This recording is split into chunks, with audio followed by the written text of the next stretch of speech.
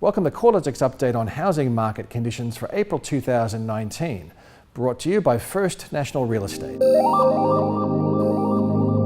This month we're covering off on housing market trends through to the end of March, which shows a moderation in the rate of value decline, but a broadening in the geographic scope of weaker conditions. Although the Corelogic National Hedonic Index series trended lower in March, the actual rate of decline has been easing over the past 3 months. National dwelling values are down 0.6% in March, which was the smallest of the month-on-month declines since values fell by 0.5% back in October last year. While the pace of falls has slowed in March, the scope of the downturn has become more geographically widespread. Dwelling values were down across 6 of the 8 capital cities over the month, with Canberra values holding firm, while Hobart values were 0.6% higher. Outside of the capital cities, most of the rest of state regions also recorded a fall in values. The exceptions were regional Tasmania, where values were 0.5% higher, and regional South Australia, where values were up by 0.3%. The quarterly trend in dwelling values is showing a similar pattern, with 6 of the 8 capital cities recording a fall in values over the March quarter, led by Darwin, which was down by 3.9%, followed by Melbourne, where the market was down by 3.4%, and Sydney, which recorded a 3.2% drop in values. National dwelling values have been trending lower for 17 months and have fallen by a cumulative 7.4% since peaking back in October 2017. Despite the broad-based weakness, the national index remains 15.9% higher relative to 5 years ago, highlighting that most property owners remain in a strong equity position. Markets where values peaked much earlier have shown a much more substantial downturn. In Darwin and Perth, where weak housing market conditions were driven by weak economic and demographic conditions post-mining boom, dwelling values have fallen by a cumulative 27.5% and 18.1% respectively since peaking in 2014. The silver lining here is that housing is now very affordable, and first home buyers are proportionally much more active relative to other areas of the country. On the other hand, dwelling values remained at record highs across Hobart and regional Tasmania, and only marginally lower across Canberra, Adelaide and Brisbane, as well as regional Victoria. Although housing market conditions remain relatively healthy in these regions, conditions have noticeably softened over the past 12 months, with values either slipping or the pace of growth slowing materially. In Sydney, the monthly rate of decline eased a little in March. However, with values down by 0.9% over the month, it's clear that conditions remain weak across Australia's largest housing market. The Sydney market has recorded a cumulative decline of 13.9% since values peaked in July 2017, with a larger 15.2% recorded for detached housing relative to units where values were down by 11% since peaking. With almost 28,500 properties advertised for sale at the end of March, overall listing numbers remain elevated, providing buyers with a great deal of choice and a strong negotiation position. Homes were taking an average of 74 days to sell over the March quarter, compared with 33 days a year ago. The Melbourne housing market recorded a 3.4% reduction in dwelling values over the March quarter, taking the cumulative decline in dwelling values to 10.3%. House values are down substantially more than unit values, recording a peak to current decline of 13%, while unit values are down by only 4%. The resilience across the unit sector, despite higher supply levels, probably comes back to a combination of affordability constraints in the market, as well as more first-time buyers supporting housing demand across the lower price points. With almost 36,000 properties being advertised for sale at the end of March, buyers remain in the driver's seat. The higher stock levels has seen the typical selling time extend from 28 days a year ago to 61 days at the end of the March quarter. In Brisbane, housing values have slipped 1.1% lower over the March quarter to be down 1.3% over the past 12 months. The Brisbane unit market has continued to underperform relative to houses. However, the performance gap is now much less substantial than it's been over the past decade. Brisbane unit values remain 12.2% lower relative to their peak back in 2010, and gross rental yields are amongst the highest of any capital city, which is likely to be an attractive combination for investors. With housing market conditions showing some weakness, typical selling times have extended relative to a year ago, with dwellings averaging 68 days to sell over the March quarter, compared with only 38 days a year ago. Adelaide's housing market has recently shown some weakness after a long run of steady and sustainable capital growth conditions. The March quarter saw dwelling values slide 0.5% lower. However, local values remain almost 1% higher over the year.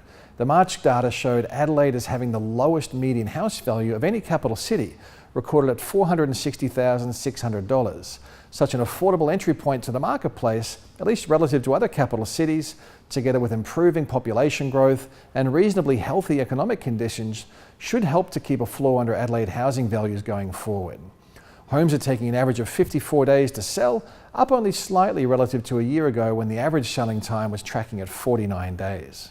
Perth has recorded a further reduction in dwelling values, with the market down 2.9% over the quarter, taking values 7.7% lower over the past 12 months and 18.1% lower since peaking in 2014.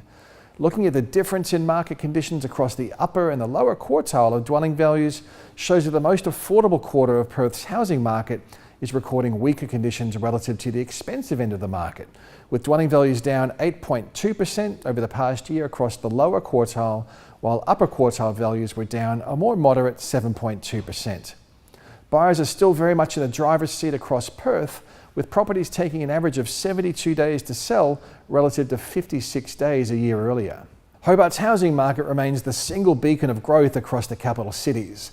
Values are up 1.2% over the March quarter and 6% higher over the past 12 months.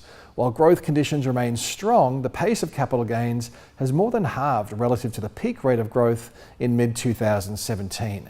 Dwelling values have seen stronger conditions across the more affordable segment of the marketplace, with the stratified hedonic index showing a 9.6% rise in values across the most affordable quarter of dwelling values, while the top quartile of properties saw values rise by a much lower 3.4% over the year. Darwin dwelling values continue to trend lower, down 3.9% over the March quarter to be 6.8% lower over the past 12 months and 27.5% lower since the market peaked. In a clear positive trend, the number of dwelling sales has been trending higher through the second half of 2018 and into 2019, with the number of settled sales climbing 9.7% higher over the year. Darwin's also the highest yielding market across the capital cities, with a typical gross rental yield recorded at 6%. With mortgage rates generally around the low 4% mark or high 3% mark, it looks like the large proportion of Darwin dwellings are likely to be providing a positive cash flow for investors. Canberra dwelling values levelled out over the March quarter, with values rising 3.1% over the year. House values are continuing to outperform relative to units, rising 3.9% over the past 12 months, while unit values were virtually flat over the year. Although values are still rising, advertised stock levels are pushing higher, up 24% relative to the same time a year ago. Higher stock levels provide buyers with more choice and less urgency, which has seen the average selling time for a property extend from 36 days a year ago to 56 days over the March quarter. Overall, the housing market has recently shown some tentative signs that the downturn in dwelling values is losing some steam. Although this is a positive development, the outlook for the housing market will continue to be affected by uncertainty related to the federal election, to lending policies, and more broadly to domestic economic conditions. Federal elections generally cause some uncertainty, which is likely amplified more so this time around, considering the potential for a change of government, which will also involve significant changes to taxation policies related to investment. No doubt some prospective buyers and sellers are delaying their housing decisions until after the election. However, there's no guarantee that certainty will improve post-election, considering the impact of a wind back to negative gearing and a halving of the capital gains tax concession is largely unknown. It seems a reasonable assumption that removing an incentive from the marketplace would result in some downwards pressure on activity and prices for a period of time. If elected, the opposition have flagged that changes to the capital gains tax discount and negative gearing would take effect from January 2020. Another key factor in relation to the housing market will be credit availability. Corelogic data tracking the number of housing valuation events, which provides a timely proxy for mortgage activity, has remained around 14% below activity from a year ago. A similar trend is confirmed within the less timely ABS housing finance data, which continued to show a reduction in both investor and owner-occupier lending through to the end of January. While this trend in weaker housing finance commitments is very much entrenched for investment lending, the sharp downturn in owner-occupier lending is more concerning. The value of owner-occupier lending is about 2.6 times higher than the value of investment lending. So the substantial drop in owner-occupier mortgage commitments perhaps explains why the housing downturn is becoming more widespread. The value of owner-occupier housing finance commitments, excluding refinance loans, was down 17.1% compared with January last year, and investment credit was 24.6% lower. While there are headwinds for the housing market, other factors are likely to help to offset weakness, such as the high likelihood that the cash rate will be cut later this year, which may result in lower mortgage rates. While any cuts to the cash rate may not be passed on in full, a lower cost of debt will provide some positive stimulus for the housing market.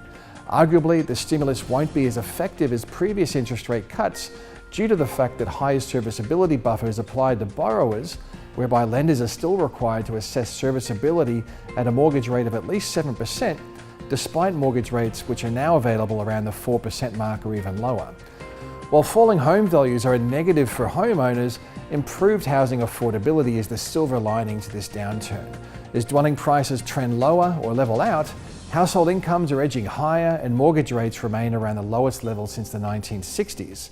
First home buyers are clearly taking advantage of the improved levels of affordability and less competition in the market. With the federal budget handed down this month, the federal election to be held next month, and the likelihood of lower interest rates later this year, there's a lot happening that could affect the housing dynamic.